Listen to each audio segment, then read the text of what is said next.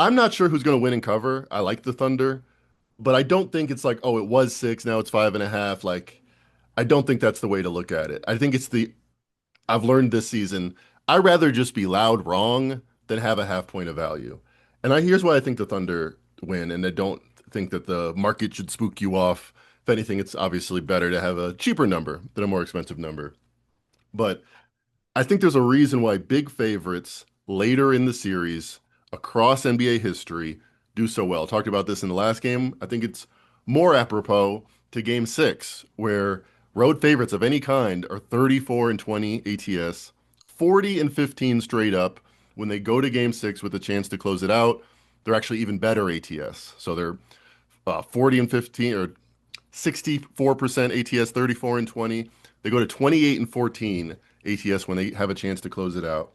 And I think it's because you get a fully activated matchup. Both teams have seen the best punches the other team can throw. And I think the Thunder really figured out something in game 4 with, you know, how they're going to get the ball across half court. Kind of the first thing you think about as a high school player, probably something they hadn't considered strategically in a long time.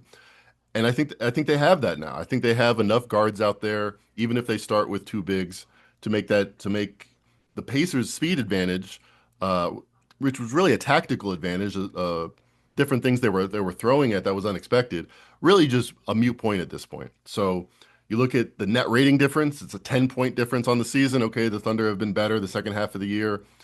Since February 1st, it's a 7-point difference.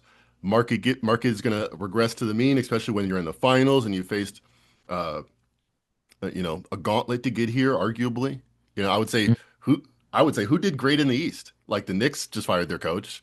The Yeah. Cavs, their second best player is sidelined for 5 months. Like Yep. who did the Pacers really beat? But they did so miraculously, and the people love a good story. But I don't think they're going to be remembered as this great team. I think I thought they were the 10th best team in the league coming into the playoffs. Now I think they're the seventh. And I think the 3-point difference that the Thunder are better than the Pacers is historically going to look silly.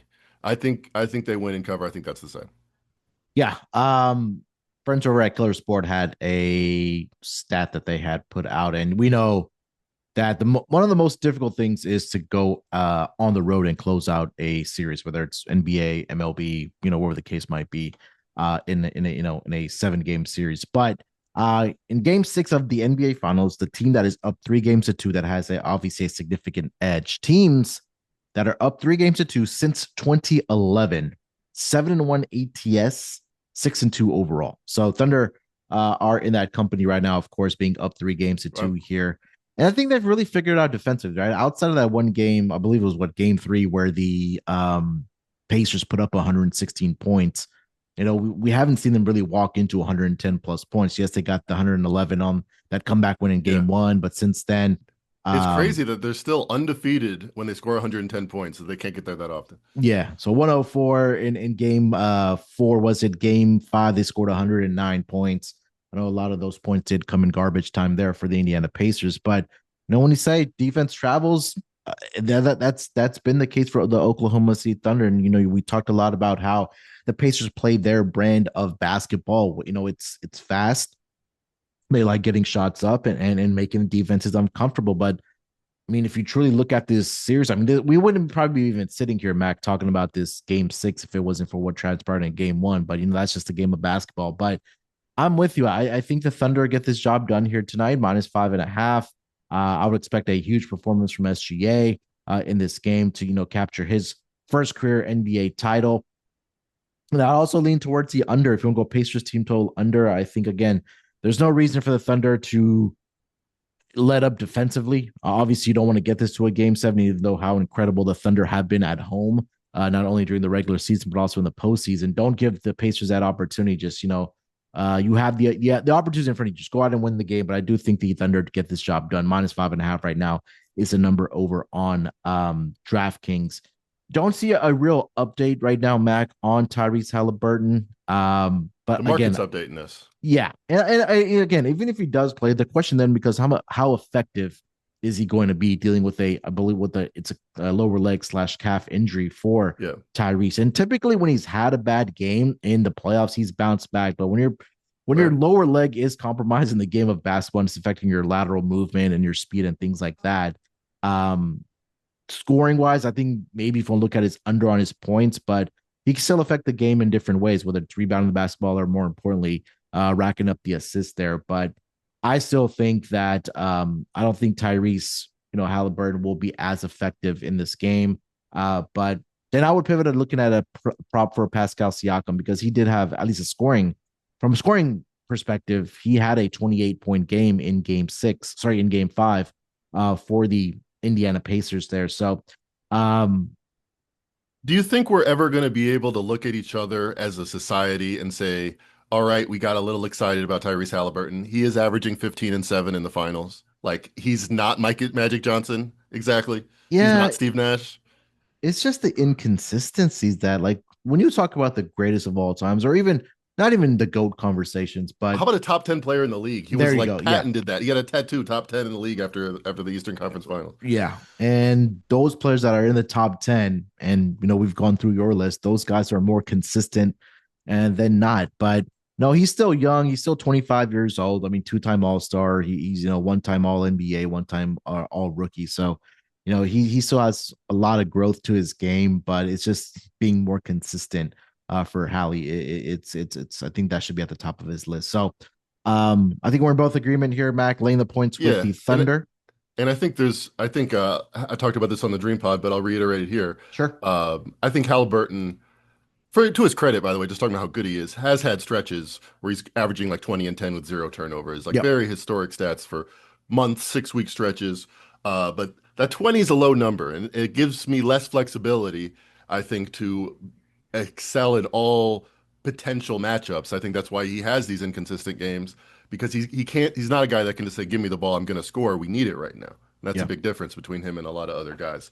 And I think he's not going to have that ability in this game, or at least there's a great chance. So I didn't look at during the game think, oh, Halliburton is compromised, and I thought maybe I just don't watch the tape that well enough. But listening to other guys, other NBA guru, not yeah, maybe NBA How dare gurus, you, sir? You are the only NBA right? guru that we Exactly, know. exactly, messing up my branding. But other NBA Knicks say I didn't see a hobble exactly in what made Halliburton go 0 for 6 with 4 points. I just saw him have a bad game. He had 8 points, as you mentioned, in game five before bouncing back in game six with 21 and 13. And wouldn't shock me if he had that here. But I think there's a possibility that A, the matchup's really good, Yep. or B, he's just a step slower or a step less confident in his own footwork. Talking about those 6 month, 6 week stretches where he had amazing numbers, then he would have, a hamstring injury. And then, all right, his shot would be off for a while. That happened in last year's playoffs. And they said, it's injury. It's this, it might be just a rhythm thing where if he's a little bit off, optimal, again, if you don't have that much slack in being a great scorer and then you're suddenly a little bit worse, it's hard to get 15 points even. Again, he's averaging 15 and 7. Yeah. So you can bet almost those numbers right now, despite the injury concerns. You can bet under 13 and a half and under 6.5, which I think is very possible. And I think if that happens and he's playing, he's going to start. I think if he's not playing, then they're going to take it off the board. You'll get a refund. But if he's playing and he starts, I think there's a 25% chance he's going to go on the first quarter, miss his first couple shots, and Rick Carlisle is going to get desperate and start throwing caution to the wind. And maybe we see more TJ McConnell or just Halliburton just has a bad game like he's Great point. been able to do. So you can bet this right now for 6-1, and I think it comes in. You bet the under. By the way, the road favorite in game six also trends to the under 65%. So that works. We want to bet the under. We want to bet Halliburton under 13 and a half points, Halliburton under 6.5 assists, the under and the Thunder laying the now 5.5 points. Maybe even want to mess around with the 9.5. I think Yeah. these games, closeout games, can get a little spread out in the second half. Just the 5.5 or 6.5, what it was yesterday when we put it in, that was plus 590, somewhere in there, 6-1 range. I think you can have a lot of fun with that. You get crazy, throw TJ McConnell over on that. I do think, some portfolio just on the off chance, which is not crazy. You're not going to be like shocked when you watch Sports Center and said, "Oh, he played 10 minutes and he couldn't give it a go." I think that's a fun way to play this. I think the most confident wager I have would just be the Thunder by itself, laying the 5.5. Yeah. The point you bring up about TJ McConnell, that's a great live opportunity, in my opinion, that if we do see that, Hallie is struggling a little bit in the first half, or sorry, within that first quarter, and then that first sub that comes in, that's where you probably want to look at TJ McConnell's overs, whether it's rebounds, assists, points, or I think that this could be the spot where we do see McConnell getting 20 plus minutes here tonight um if Halliburton's really hobbled out there. So I love we'll it. You leave. find the overs, I find the unders. You give Yeah. me a great analysis. I'm like, that's why I'm betting why there's not going to be any fun in the game. I give you good analysis, and you're like, that's why we're going to have some fun. TJ McConnell's going crazy like he did in game five. What a fun thing to do.